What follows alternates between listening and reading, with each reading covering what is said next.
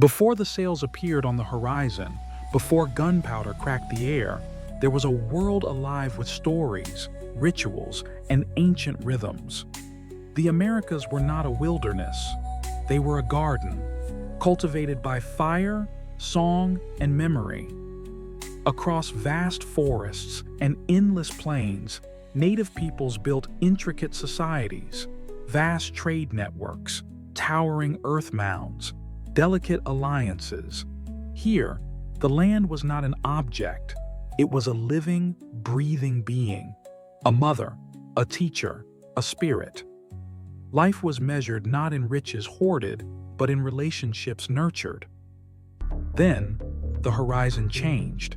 At first, they came in small numbers, strange men with metal skins and booming sticks. The natives welcomed them, curious, cautious, hopeful. Gifts were exchanged, corn and furs for glass beads and iron tools.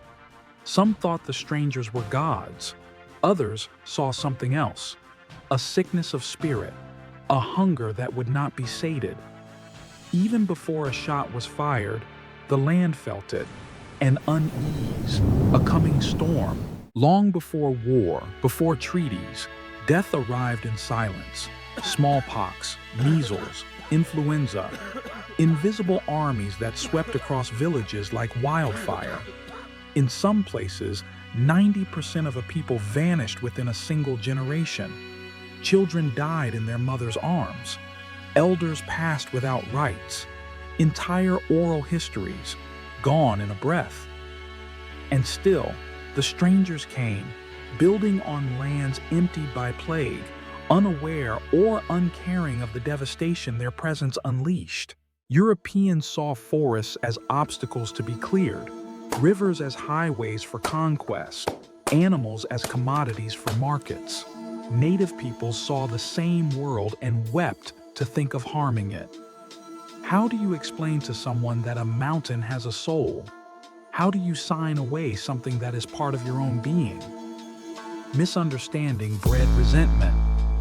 Resentment bred violence.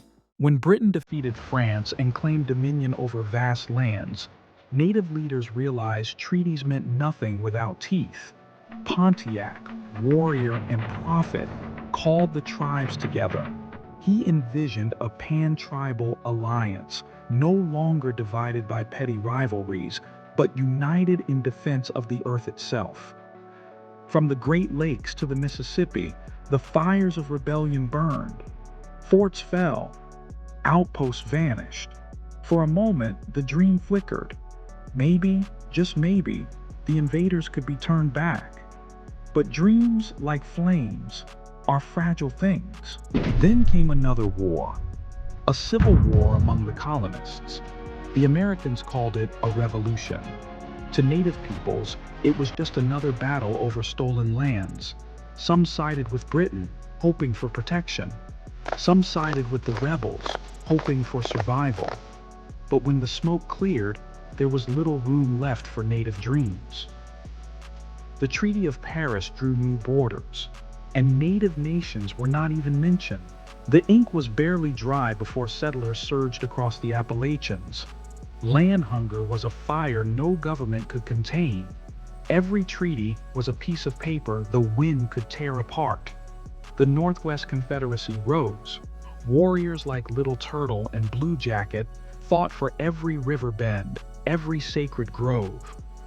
They won great victories, but in the end, they faced the unyielding numbers and machinery of an empire rising. The Treaty of Greenville forced native lands into American hands, piece by bloody piece. What if it had been different? What if settlers had come with open hands instead of clenched fists?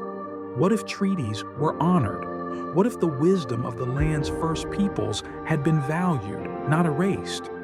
We can only wonder. But the echoes of that lost opportunity ripple still, in the loss of languages, in the silence of ancient forests, in the memory of a world almost forgotten. The wars may be history, the treaties may gather dust, but the spirit of the land and of the first peoples endures in every drumbeat. in every whispered prayer, in every mountain that still stands against the sky. If we are to build a better future, we must start by listening, truly listening, to the voices that first called this land home. Their story is not over. It is written in the wind. It is waiting for those with ears to hear. There are so many battles buried by time, stories you deserve to hear. If this one felt worth remembering, drop a comment and don't forget to subscribe. Thanks for watching.